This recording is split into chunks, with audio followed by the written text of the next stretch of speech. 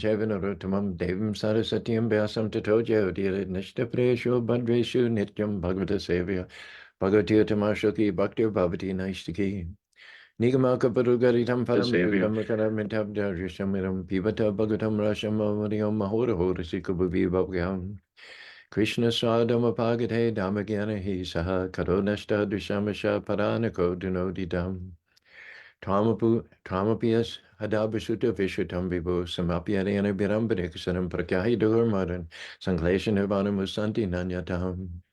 Hey Krishna Karuna Sindhu Dinu Bandhu Jagatpate Gopisha Gopika Kanta Radhakanta Namostate Jayatam Sarito Pango Mama Mandir Matergati Matsavasha Padam Boja Radhana Madana Mohano Sriman Rasarasarambi Vamsipada Karsan Panushanu Gopinata Sri Sinaha Dibyad Brindaranya Kalpadrumata Srimad Ratnagara Shimashanashto Sri Sri Radha Shiragovindara Prestalabihi Sevamana Shmarami Namo Brahmanya Devaya Go Brahmanya Taya Chajigati Taya Krishnaya Govindaya Namo Namaha Mangalang Bhagavan Vishnu Mangaram Gurudajam Mangaram Panadikaksho Mangalayatano Hari Om Narayana Vidmahi Vasudevaya Dhimahi Tano Vishnu Prachodhyate Om Mahadevi Chavidnihi Vishnu Padnita Dhimahi Tano Lakshmi Prachodhyate Mahalakshmi Namastubhyam Namastubhyam Sare Sare Hari Priya Namastubhyam Namastubhyam Dadide Tapti Kanchana Godangi Radhi Vindavanishare Vishavanasute Devi Pranamani Hari Priya Namo Vishnu Padaya Krishna Pastaya Bhutare Shrimati Bhakti Vedanta Shami Tinam Namaste Sarasati Devi Gauravani Pachari Nivashes Sunipadi Praskata Desa Sri Krishna Chaitanya Prabhu Nityananda Sri Advaita Gadadhar Shivasari Gaur Bhakta Vindam Hare Krishna Krishna Krishna Hare Hare Hare Ram Ram Hare Hare. Thanks for joining me, Rob, over there on Zoom and on Facebook. John Malik, first one to jump on board.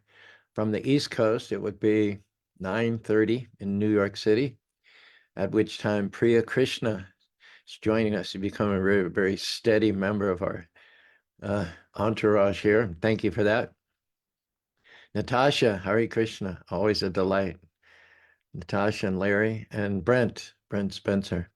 I'm going to be traveling a bit in May. 11th will be in Texas, my old friend Batsal. And Madhua and Batsal and I were the three that, at least males, that came to Utah, along with, of course, Batsal's wife, Shashi Kala, and Bhai Bobby. We were the three musketeers. We originally were the three devotees that ended up in Utah. Eventually, they sold their properties. They had both bought houses here and eventually sold their properties. And Madhua went to Hillsborough, North Carolina, and bought some acreage there. And Batsal actually he ended up in the same community for a while. And then he's moved around a bit. Last couple of years, he's been in Sealy, Texas, and they're doing a festival in the local park there called the Festival of Life. So it'll be a color throw. There'll be some very good kirtan singers from the Houston Temple coming out. TK will be there from the Namrak Band, as well as Krishangi, who is a Bharatanatyam dancer, Vatsal's granddaughter. So that'll be happening this Saturday, and then the following Saturday is a Festival of Colors on Friday night, 17th in Owensboro, Kentucky. That's a long story. I won't get into that. That won't be an ISKCON festival, but it is organized by the Gujaratis, and they want me to come do my emceeing and rap music. So I'm not sure quite what to expect, but it'll be exciting. It'll be something new. That'll be 17th of May, and then the following, visit my old friend Admirama in Calgary, Canada, where they're having their third annual Festival of Colors. And I'll be there doing some music and some emceeing. Then back to Utah on the 1st of June for Ogden, and then Salt Lake City on June the 8th. Every weekend there'll be something exciting. Every weekend will be festive, beginning from now. And that's as it should be, right? Spring is the season of festivals. So we're still on this third verse in the third canto of the Srimad Bhagavatam. Prabhupada translation is the Supreme Personality of Godhead, by expanding did I say third canto, third verse, third verse in the third chapter, eighth canto of the Srimad Bhagavatam. The Supreme Personality of God, and these are Gajendra's own words as he prays to the Lord, by expanding his own energy, keeps this cosmic manifestation visible and then sometimes renders it invisible. He is both the supreme cause and the supreme result, the observer and the witness in all circumstances. Thus, he is transcendental to everything. May that supreme give me protection. This is counteracting the Mayavadi philosophy. Mayavadi philosophy believes that all varieties, any differentiation in this material world is ultimately false. It's negated because of its temporary nature. For giving an example, I'm in a house. What is the house made of? It's made of earth transformed into wood and nails and other building materials. But before 1987, when this house was built, incidentally by Vatsal Madhu and myself, this house would have just been earth. And 100 years from now, the house will have reverted back to earth. So if you want to describe the house in its essence, you would say it's not a house. It's only earth temporarily and illusorily, if that's a word, transformed into a house. So when we describe this as a house, we're kind of buying into an illusion that there's any ultimate reality called a house. So the Mayavadi says ultimately there is no differentiation. There are no differences between a house, an office building, a high rise, a convention center, a bunker, a shack, a garden tool shed, a school, because everything ultimately is earth. You know, the Mayavadis will take one palette, they'll sweep over that entire palette, and they will erase anything that's different from anything else, postulating that at the heart of everything, the source of everything, is a homogeneous, non-differentiated force field, is energy. Everything comes from energy, and then everything ultimately will go back into energy. Sometimes they use the ocean example, that we are like drops that some other are extracted from the ocean, but sooner or later we'll find our way back to the ocean. And when we return to the ocean, we will no longer become identified as individual drops. We will no longer have individual personal characteristics. Rather, the drop will merge and become one with the ocean. Therefore, they say Brahma Satyam Jagat Mita. The impersonalists acknowledge the existence of spirit as a separate, superior energy to matter, but they do not acknowledge that spirit has categories. They simply see spirit as homogeneous and undifferentiated. But Gajendra counteracts that argument, or counteracts that worldview with this argument. He says, there is the Supreme Personality of God. He starts with Krishna in this verse, the original source from which everything comes, and he stresses, emphasizes, it is a person. It is from a person that everything comes. The creation cannot have qualities which are absent in the creator. That's a very rigid logical law. The creation cannot have qualities which are absent in the creator. Anything that exists in the creation must have had its origin in the creator. So we see one of the most striking characteristics of the creation, I think you'll have to agree with me, is personality. Personality is everywhere. This morning, I woke up and the first thing I heard was a meow. And I thought I'd heard one or two subdued, muffled meows during the night. And I thought, that couldn't be the cat. The cat doesn't hang down here. But sure enough, as soon as I got up at 5 a.m., started going to brush my teeth, out there in the hallway, the cat had been lurking, waiting patiently for something. I don't know what. And he starts meowing and meowing and meowing. So he required a little bit of attention, a bowl of water, some half and half. Then he seemed to be mollified. But he had been waiting for that throughout the night, apparently, waiting for me to get up. At least he had enough discretion not to wake me up to get his own needs met. Here's a cat pretty low on the evolutionary ladder. Prabhupada used to refer dogs and cats as a very ignominious birth, very low type of birth, especially in India and other countries where they're not looked after at all. But the cat very clearly had wants, it had needs. I mean, it's very rarely there. I rarely see it in the morning. Some or other, the cat, as an individual, as a sentient being, felt it had a need to get me, to get my attention. And I don't know what specific thing it wanted. I gave it water, I gave it a little milk, I gave it a little pet, and it seemed to be satisfied. So you're going to tell me that personality is not a dominant, striking feature which jumps out at you from every single living being? We tend to depersonalize rats. We think of rats as being odious and repugnant and distasteful, and we need to eliminate them. We need to exterminate them. They bring only disease and so on and so forth. And a lot of that may be true, but recently on my phone, I'm getting feeds from animal rights groups and vegan groups and things like that, because they've discerned, the algorithms in Facebook have discerned it. That's my interest, is protect the animals.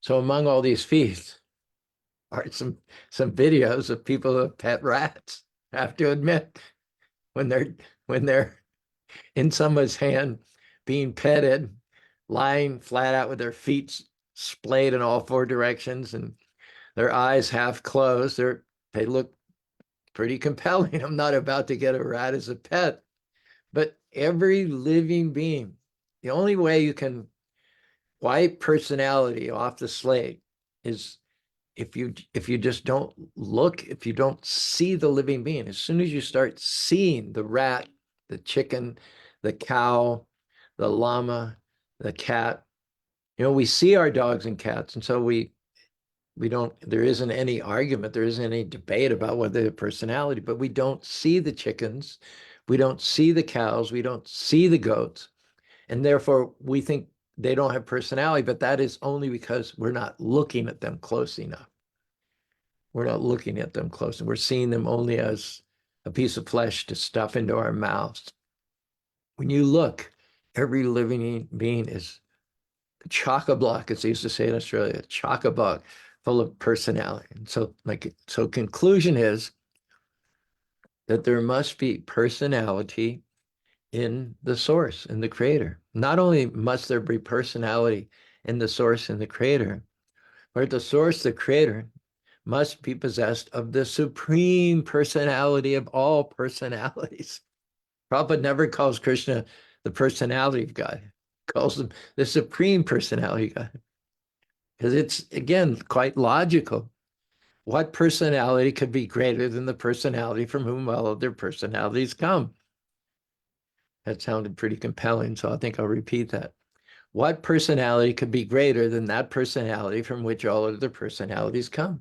Obviously, the Lord's not going to be less than any of his creations, and all of his creations, every single one of them is just full, brimming, overflowing with personality. So the personality from which all of the personalities come can only be properly referred to as the supreme personality of Godhead. And although this whole material creation expands from his energies, combination of his material and spiritual energies, he himself is not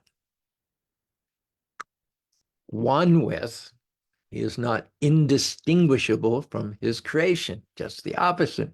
Well, in one sense, he's one with his creation because everything is an expansion of his energies. There's nothing which is not Krishna. But in another sense, he is not his creation. He is apart from his creation. We have the temple in Spanish Fort. Many people remark on its beauty. Bhai Bhabhi built the temple. Bhai Bhabhi planned it. Bhai Bhabhi designed it. Bhai Bhabhi painstakingly put it together, element by element. Then she hired the contractors. She gave them their marching orders. She paid them off at the end. So it can easily be said that the temple, the Hare Krishna temple in Spanish Fork, is is Vaibhavi. It's Vaibhavi. Every single aspect of it is Vaibhavi. And when you look at the temple in terms of its practicality, there's water running through the temple, there's electricity running to the temple, there's lights that go on and off, there's HAV, there's heating for the winter, there's air conditioning for the summer, there's gas for the stoves and for the oven. It might seem like the temple has a life of its own. It might seem that it has sucked Vaibhavi into it, and it is Vaibhavi in the pipes, and Vaibhavi in the wires, and Vaibhavi in the lights, and Vaibhavi in the stoves. But that would be just a small part of the story. It does not take in the whole picture by any means. Why? Because personality always trumps energy. Wherever there's energy, it must have had an energetic source. Wherever there's sunshine, it must have come from the sun. There's no instance of sunshine not having come from a greater source. And if nowadays, it's still not warm, but when the temperature creeps into the 60s, you can find a sunny spot. I usually like to go up in the children's play area, kind of secluded to the back part of it. And there's some old platforms there that we used to use for the Lama's obstacle course in the old days when we had the Lama Fest. So I like to take my shirt off, wearing shorts, and I like to just lie back. I'll listen to some music or I'll listen to a lecture, listen to some verses, spend 10 or 15 minutes feeling the warmth of the sun on my chest and my legs after the long winter. So now if I'm feeling nice and comfortable and a little bit drowsy, kind of pleased with the world, lying on my back in the sun. Prabhupada said morning sun is better than afternoon sun, so try and do it before 1 at least. Now, would it be logical, would it be consistent to conclude or to assert that if I'm getting warmed up by the sun on a May afternoon, 93 million miles away from the sun, would it make sense to claim that the sun is cold? Or would it make a lot more sense to correctly conclude that the sun is hot? In fact, the sun is much, much hotter than what I can feel on my skin. Remember, what I feel in my skin is the sun weakened after traveling 93 million miles. Imagine if you were close to the sun or on the sun where those rays were, they're being emanating, they're generating out from the sun. Can imagine the heat of the sun. It's going to be millions of times hotter on the sun planet. And the closer you get to the sun planet, the more the temperature is going to rise. You're not going to get very close at all. You're not, if you go even like 25 or 30 miles into our atmosphere towards the sun, you'll burn up. You'll burn up. So that just makes sense. That's just sense. And when we see personality everywhere present, in every living creature, wherever there's animation, we see personality. Is it more logical to assert that the source of all of that has no personality? Is it more logical to assert that personality is just something we experience as in a dream and it has no more substance than what we experience in a dream, and then when we wake up, personality will be gone? Well, you can say the personality you experience in a dream is ephemeral, it's unreal, but then when you wake up, you're not without personality, are you? You have personality when you wake up. You have personality when you dream. You have personality when you're so-called in your daytime body. You have personality when you're in your nighttime body. Let me ask you, when do you not have personality? And so the philosophy that when we get liberated or when we get free from the bondage of this material world, we will not have personality is absurd. Thank you very much. It's ridiculous. It's a great disservice to people in general. It goes to the point where people who buy into this philosophy, either explicitly or implicitly, they get frustrated with the interpersonal relationships in this material world. A child gets frustrated with their parents, a husband gets frustrated with the wife gets frustrated with the husband, the parents get frustrated with their children, and they go into a state of despair, of nihilism. I just want relief. I just want relief from the suffering that comes through interpersonal relationships. So you see where this is going? This is going to self-annihilation. This is going, if I remove self, then I'll remove trouble, I'll remove misery and remove anxiety. So because of this lack of a philosophical understanding, this failure to amplify the different layers and categories of creation, isn't it a fact that suicide is epidemic, especially among young people? Among young people, suicide is epidemic. Among husbands whose wives have left them, suicide is probably at a much higher, greater percentage, and vice versa. Parents who simply, their children are so far off course and they're so disappointed. They had such good expectations and their children totally failed to meet. Then do not people who are lacking or suffering from what probably got a poor fund of knowledge, do not they then turn foolishly and misguidedly and mistakenly to self-annihilation, to suicide, for the so-called solutions of their problems? Is that a good thing? Maybe I get COVID, so I'm aching, I got a headache, lost my sense of smell, lost my sense of taste. It's painful to move, my lungs are filled up. And so I say, well, I'll just kill myself, commit suicide. That'll solve all my miseries. Well, don't forget that, as a person, we can get sick, we can go through tough, trying times, but we can also go to other personalities who've been to medical school and get medicine, get the cure. And so the solution to miseries is not self-effacement, self-annihilation.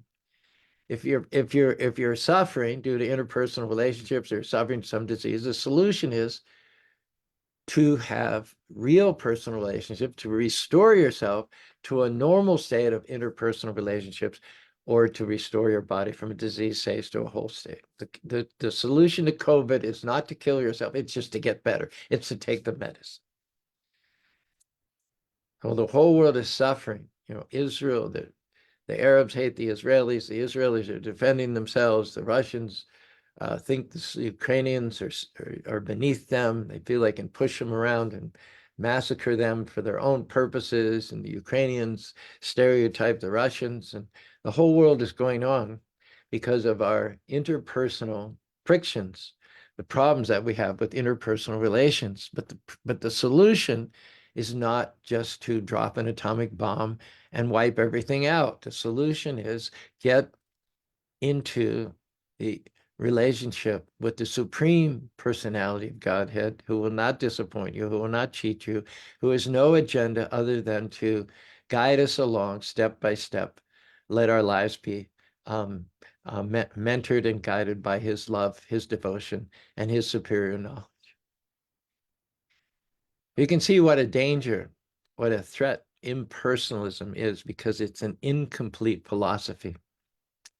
I read a Back to Godhead article a few years ago in which this subject matter was being discussed. The author gave a very good example. He said, during World War II, the kamikaze pilots, they were taught some things, but they were only taught half of what they needed to know in order to be accomplished pilots. What do accomplished pilots need to know? Well, they need to know how to take off, and they also need to know how to land. It's not just taking off that makes you an accomplished pilot. You need to have full knowledge. You need to have knowledge not only how to take off, but you need to have knowledge how to land. They're not the same thing at all. What's another thing you need to be an accomplished pilot? Well, you need to learn how to navigate to your destination. That's good. But that's not where it ends. You need to also be able to navigate back. Coming and going, not just going, but coming and going is the stuff of which accomplished pilots are made. Now, another thing is you need to have enough gas to go out and get back. You don't want to fly out to your destination with enough gas to get there and not enough gas to get back. So what the Japanese army did was they taught the kamikaze pilots how to take off, but they didn't teach them how to land. They taught them how to navigate to their destinations, but they didn't tell them how to get back. They gave them enough fuel to get to the Sixth Fleet or whatever it was their target was, but they didn't give enough fuel to get back. So that was all a formula because of half teaching them only some of what they needed to know, but not all of what they needed to know, giving them some of the resources they need, but not all of the resources which they needed to accomplish their mission and survive and then live to fight another day. They only gave them, they made it a foregone conclusion that they would die. They're out there, they're going to die either by running out of fuel and going into the ocean and drowning, or they're going to die by steering their planes into the ships on a suicide mission. And so even if they have second thoughts, they're really not left with any alternative. They're going to die one way or another, so might as well perform the mission that I was half trained for. Like when Robin asked Maricha, Robin thought that Maricha, because he could change form, it was Robin's idea that Maricha would transform himself into a golden deer, go to the hermitage of Lord Ram, and then allure Ram away. He said, upon seeing the deer, Sita would be enamored, and surely she'll ask Ram to catch him. So Maricha, as soon as he heard the name Ram, he was going along with Robin's plan. Yeah, there's a king in exile in the forest. He has a beautiful wife. I need to achieve dominance over that king. And I feel that if he's heartbroken, if he loses his wife, he'll be vulnerable and then I can kill him. So Maricha's going along. He's not the most saintly of persons himself. After all, he's a cohort of Robin, a demon.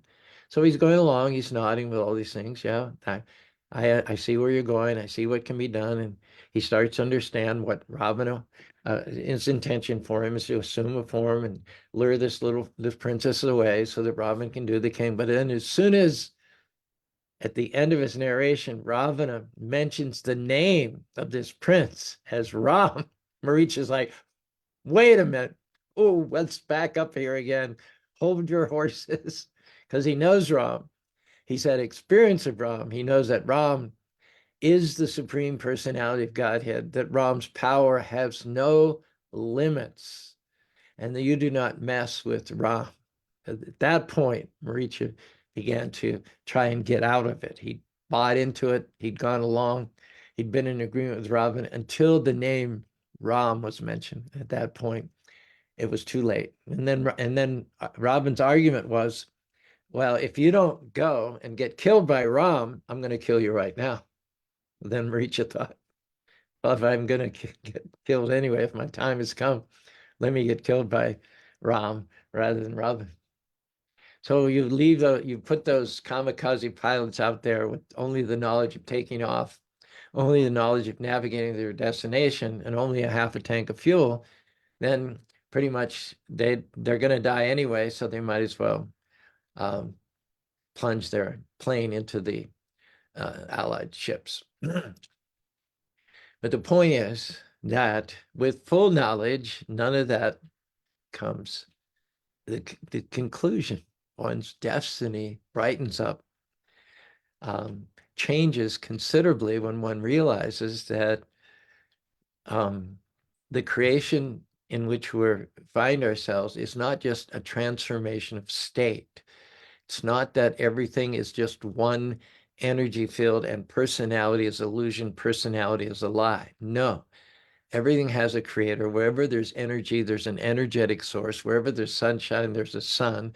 Wherever there are personalities, everywhere we can see in 8,400,000 species of life throughout millions and millions of planets and millions of universes. Behind all of that, there's a supreme personality. And yes, There is nothing in the creation that's not him, but that does not mean he's limited to the creation. Just like Vaibhavi, she is the temple is Vaibhavi. The temple appears to have a life of its own. It appears to be humming with light and electricity and power and water, but that is all remotely done. That was all set up with machines, with timers, when the temple opened. Vaibhavi, separate from that temple, she has done another temple in Salt Lake City. She has done a number of paintings that have decorated the walls in Temple Salt Lake City and Spanish Fork. She's raised a llama herd. She's rented out the llama herd. She's organized tours. She's traveled now and then to temple presidents' meetings. There is so much more to Vaibhavi.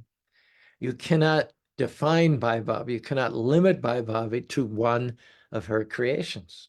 This universe in which we live is an insignificant yad yad vibhuti mat sadvam srimad orjita tadaruga mate jamsha sambhata. What to speak of this universe? This entire material world, which is generated from Mahavishnu, a portion of a portion of a portion of a portion of Krishna, is but an amsa. It's but a spark of Krishna's energy. You cannot define Krishna by his creation. I've heard people say God is the universe. This universe is like a mustard seed in a bag of mustard seed. Told the story during the Sunday feast recently of Brahma, who he wanted to see Krishna or Vishnu on some business.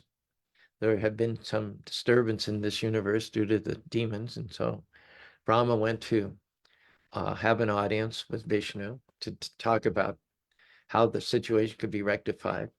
And the doorkeeper asked him, he announced himself, tell Vishnu that Brahma's here to see him. The doorkeeper said, oh, which Brahma? So he was a little bit puzzled by that because he thought that he was the only Brahma and this was the only universe. And so he said the Brahma of such and such universe. And so the doorkeeper said, okay. And he went in and he got permission and then he ushered him in.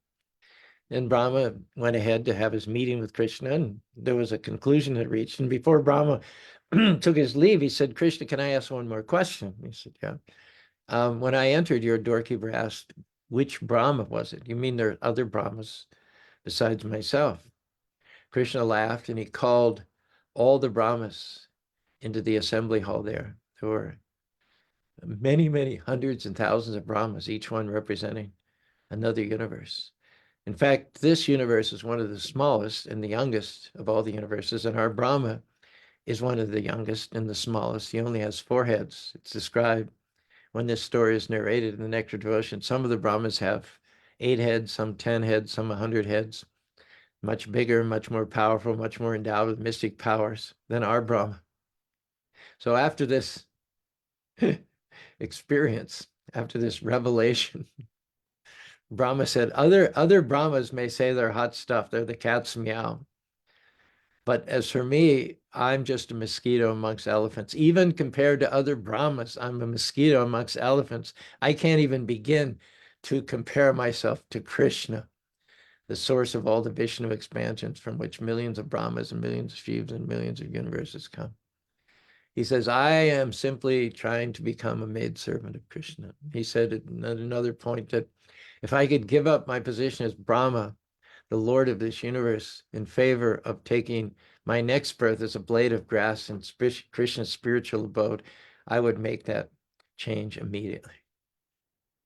In this prayer by Gajendra, he starts off by saying the Supreme Personality of God, by expanding his energy. So you have the energetic and the energy right there in the first paragraph, the first 2 phrases of this verse. Gajendra is defeating the Mayavadis, countering the argument of the impersonalists. And then he goes on to say he keeps this cosmic manifestation visible, and then sometimes he renders it invisible. So sometimes it's here, and sometimes it's gone. But Krishna, the Supreme Personality, stands apart from and aloof from his created. His creation comes and goes, but he's always there. Aham sarvasya prabhava. Prabha means coming and going, But Krishna distinguishes himself from the universe, which is coming and going. Gajendra continues, he is both the supreme cause and the result. So you can say, yes, the universe is nothing but Krishna, but as the cause, who himself is not caused, he stands apart from the universe, and therefore Gajendra goes on to describe him as the observer. You cannot observe unless you are distinct from that which you observe.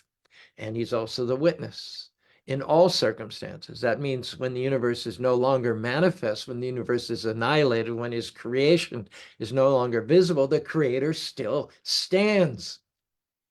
When the creation is no longer visible, the creator is still and always visible to those who have eyes of devotion. Of course, he's invisible if you don't care for him. And then the conclusion of this verse is, Gajendra says, he is thus transcendental to everything. In fact, he uses the word para in the next verse. Para means transcendental.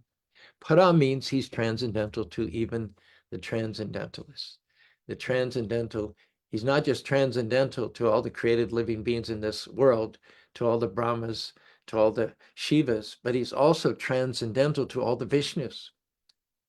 Vishnus are none other than God himself. They're the plenary portions of the Lord. When we think of God in the Western countries, generally we're thinking of Vishnu because we're thinking of God as a manager, the creator, the destroyer. So that expansion of Krishna, which conforms to our idea of God, is Vishnu. So Vishnu is in effect God, at least as far as our concept of God goes. But Krishna is transcendental to Vishnu. Krishna plays on his flute. Krishna sports with the gopis. Krishna herds the cows in his own transcendental abode. He's doing all of this quite aloof from and independent of his creation.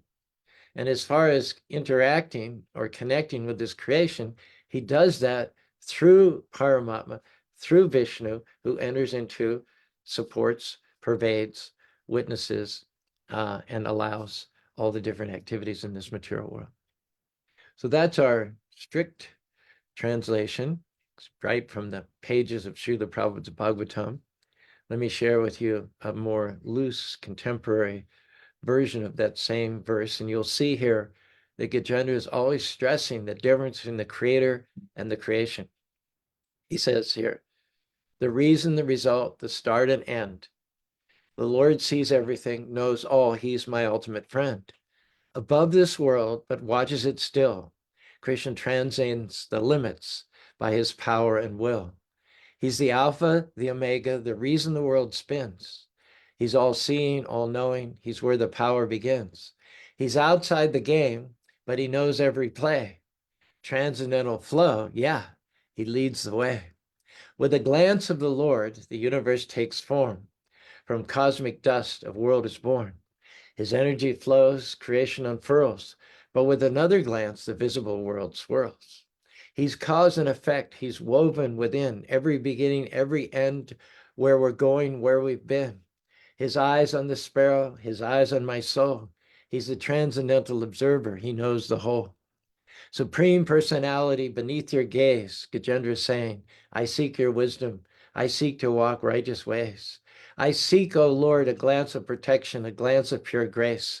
May the Lord's transcendent light shine upon my face. This is Gajendra's wonderful prayer, and there's so much packed into this. There's heartfelt devotion. There's a sense of hopelessness of having come to the end of his rope. And there's also complete, rigorous philosophy, which puts to defeat all of the imaginations and pretensions of the Mayavadis. The Mayavadis say everything is God. Crocodile is God, Gajendra is God, the mountain is God, the water is God, the demigods are God. But that's not what Gajendra is saying.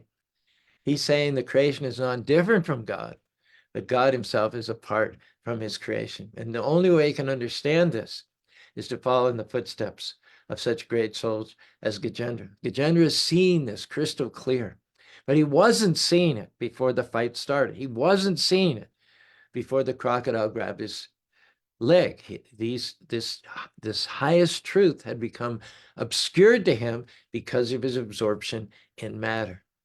This is later described in the 6th verse, which we're going to come to in due course of time.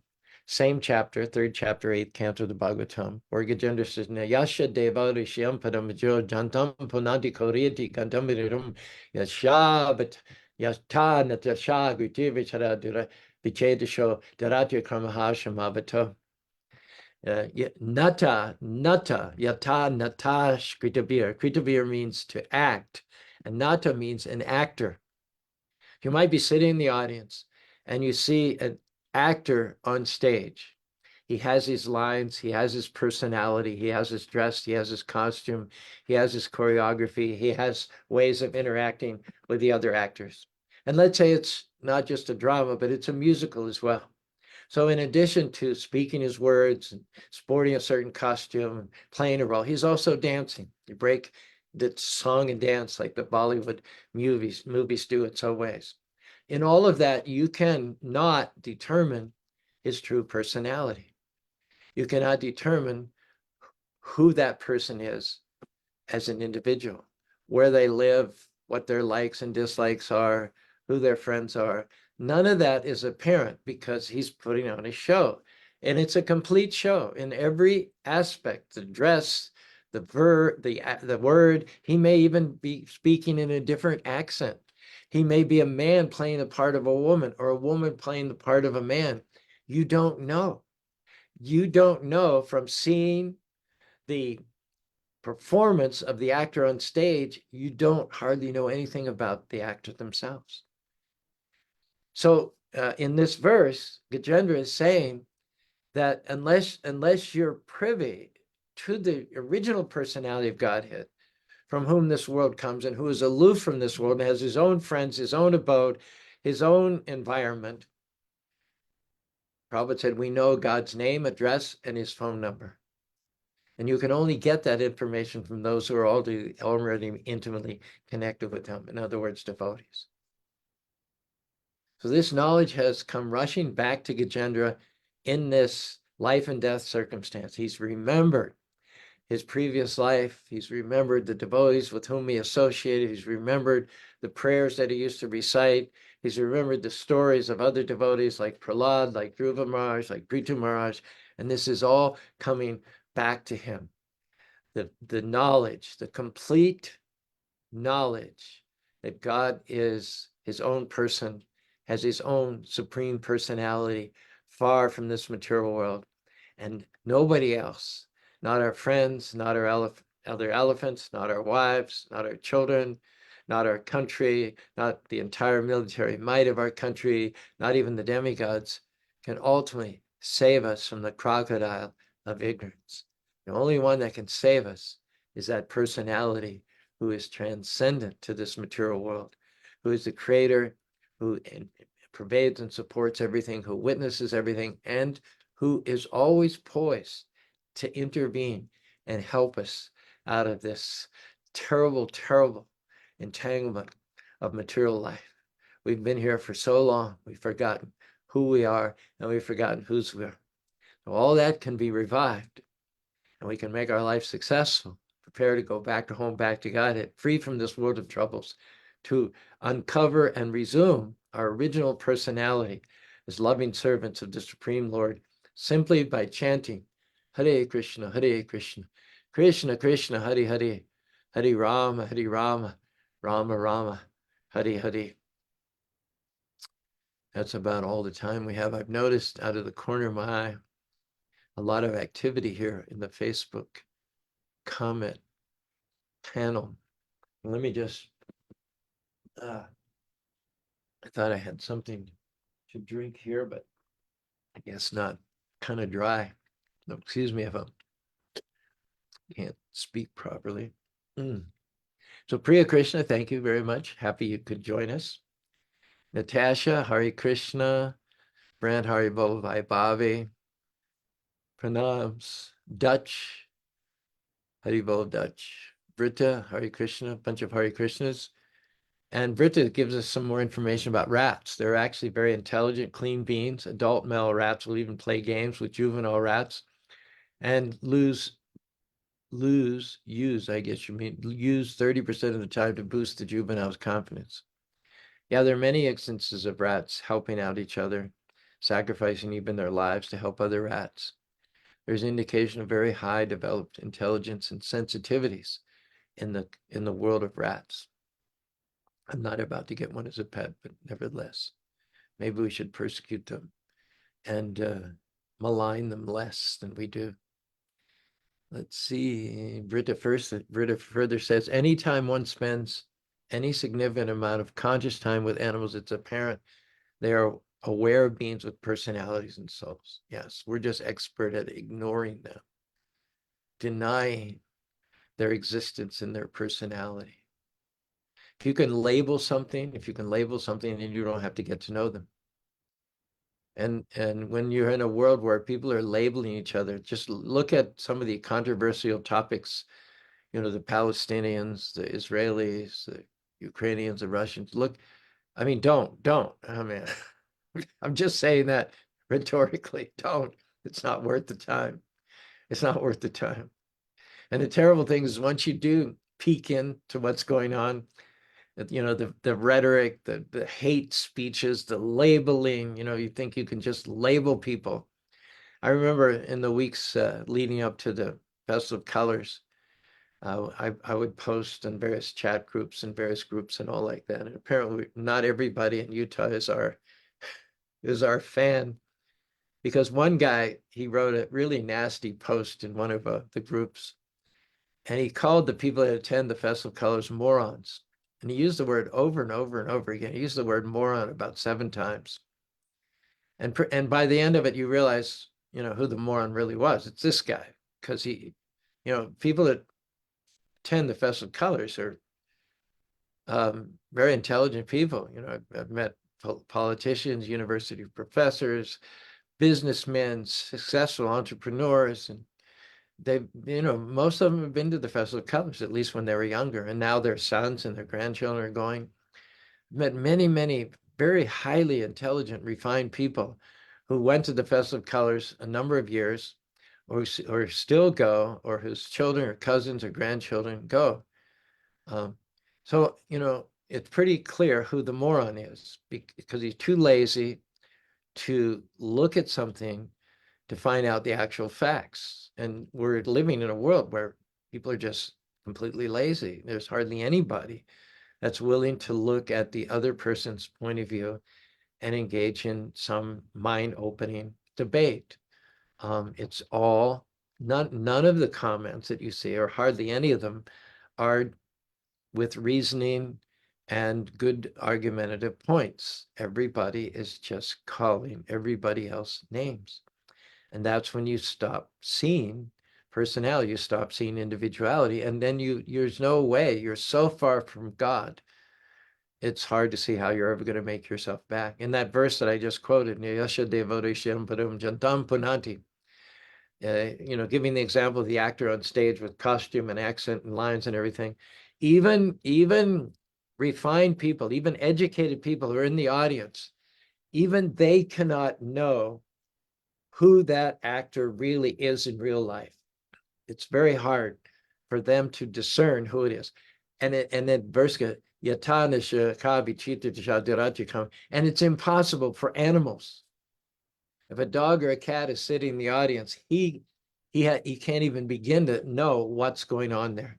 He doesn't even know the persona that the actors assumed, what to speak of, intimate that beyond that, there's a real person behind the actor.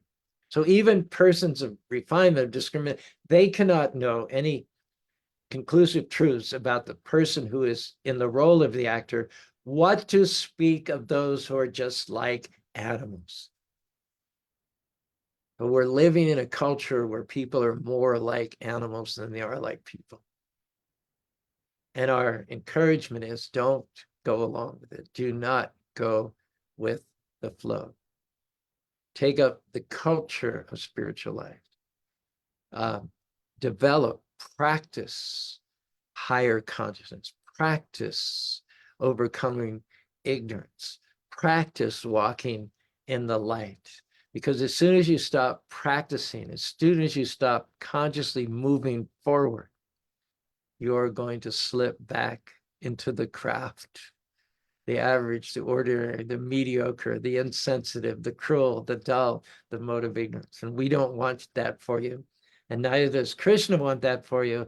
Therefore, Krishna has come gloriously in this current age of darkness and hypocrisy as Lord Chaitanya Mahaprabhu, and being surrounded by light and by illuminated great souls as his associates, he makes his way, he cuts a swath through the darkness and ignorance and hypocrisy with the Sankirtan movement, chanting Hare Krishna, Hare, just like TK here in the background. Krishna, this is an appropriate picture. Krishna, Krishna, Hare Hare, Hare Rama, Hare Rama, Rama Rama, Hare. So just like TK, you can look behind me and you can see TK's mood. TK's mood is, yeah, he's reaching out, he's beckoning to the crowd. They're young people. They've got all this facing them. They've got all this to contend with, to the balance of their lives.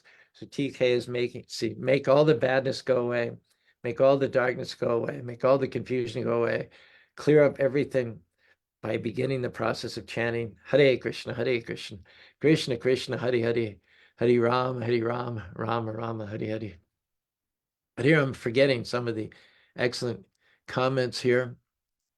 Again, Brett is weighing in here. Brent says, the cosmic manifestation, not just imagination, it's real, but it isn't the real deal. The Mayavadis say it's all Maya illusion, but the Bhakti sees everything as evidence of the ultimate conclusion. Exactly right. And the ultimate conclusion is a person. It all comes to Krishna, as one song said. Britta, lots of good comments today, and we haven't even got to Rob yet. You're on standby. You're on deck, Rob. Britta says, in the World Happiness Report for 2024, America slipped to below 20. The unhappiness is mostly from young people who stated lack of community and stable relationships as the primary reason they are so unhappy. So our appeal to those young people is don't buy into the Mayavadi philosophy. It will not solve your problem. It will not give relief. Only the philosophy of bhakti, as explained by Krishna in the Bhagavad Gita, will give you a way out, a way up. Brent, where there is energy, there must be an energetic source. Of course, you can't be one without your source by force. As the sunbeam is one with the sun, the living entity has a personal connection to its source through loving affection. Very nice. And Britta says, praise Vaibhavi's amazing talents. Hear, hear. Hear, hear.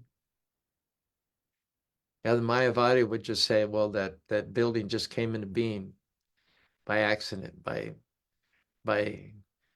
some illusory process. But we recognize Vaibhavi, we recognize her achievement, we glorify her, and we acknowledge her as a personality apart from and beyond this one single of her creations. Natasha, wow. In a world where shadows fall and leaders fail, where wars rage, hearts frail, seek not the sword nor the pilot's plight, the kamikaze's flight. Turn instead to Krishna's light. He plays the flute, each note a balm, and Vrindavan's calm, a healing psalm. His doctors mend the flesh and bone. Krishna heals the soul alone. In his wisdom find the peace beyond the world's tumultuous seas. That's great. That's great. Good wordsmithery. Getting lots of hearts and likes from John Malik here. Brent, you may think that nothing is greater than the creator, but the source is always there when destruction lays everything bare. Very insightful. Yep, very, very penetrating insight there. John Malik says, style is a reflection of your attitude and personality. Exactly. God's personality is everywhere present. We'll have more examples of this tomorrow. Today we talked quite theoretically, but tomorrow we're going to have some very nice practical examples of this principle that style is a reflection of your attitude and personality. So be sure and be with us tomorrow. It's going to be an exciting session. Thank you for joining us, Namarita. Dutch shares this with us. He says, I still remember the gentleman pastor that engaged me in conversation 3 years ago outside the fest. I explained to him that by simply hearing the holy names, he has received blessings and that Krishna is happy for him. Nice encounter, nice description of an encounter. Lot of tools, a lot of food for thought this afternoon. A lot of comments, as is evidenced by the comments and the output. And let's finish everything off with panache by going to Rob for his takeaways. You there, Rob? Yes, Prabhuji. Hare Krishna. Thank you for this Hare class. Hare Krishna. All right. So the Supreme Personality pervades in infinite, The Supreme Personality pervades in infinite ways. Mm-hmm. Nice, very nice. Something cannot come from nothing. Something must come from something. Mm-hmm. Yep. Personality comes from the Supreme Person. Arguing otherwise is just a perversion. Right. Haribol. Send those to me, please. Yes, Prabhuji. It's almost been an hour, so I don't want to monopolize your time anymore. Hopefully there's thoughts that you can ruminate on throughout the day, and when not doing that, chant Hare Krishna, Krishna Krishna, Hare Hare, Hare Rama, Rama Rama, Hare Hare.